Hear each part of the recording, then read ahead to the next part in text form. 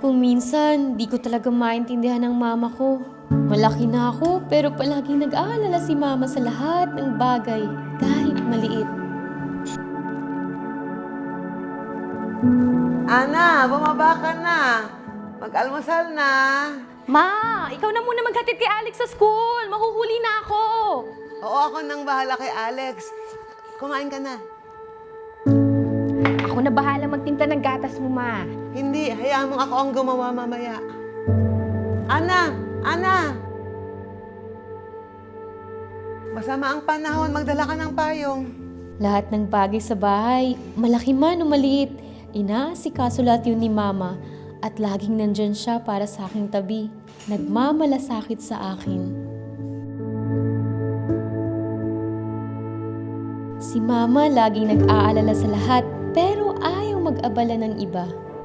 Nagmamalasakit si mama sa aming pamilya, lalo na sa paghanda ng pagkain.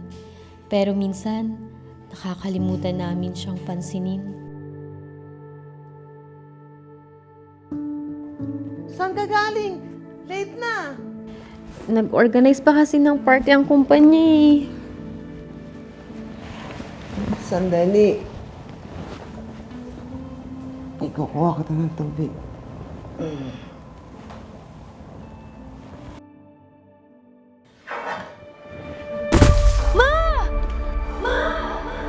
Anong nangyari? Pero may isang bagay siyang hindi pinagtutuunan ng pansin. Ang kanyang kalusugan.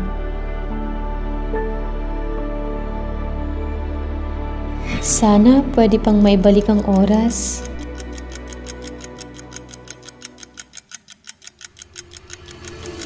Ma, nandito na ako! Ma, napansin kong naubusan ka na ng gatas nitong nakaraan. Kaya siniguro kong makabili nito para sa'yo. Ma, tumatanda ka na at kailangan na ng calcium ng buto mo.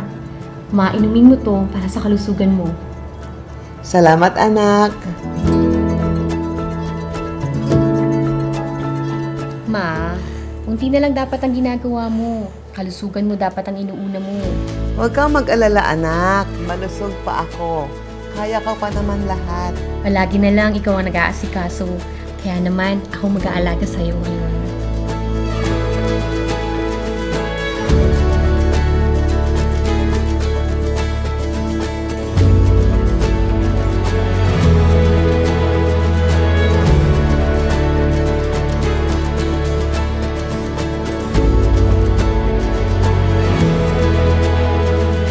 Para may panganak tayo, nawawala ng 20% ng calcium ang mga ina mula sa kanilang katawan.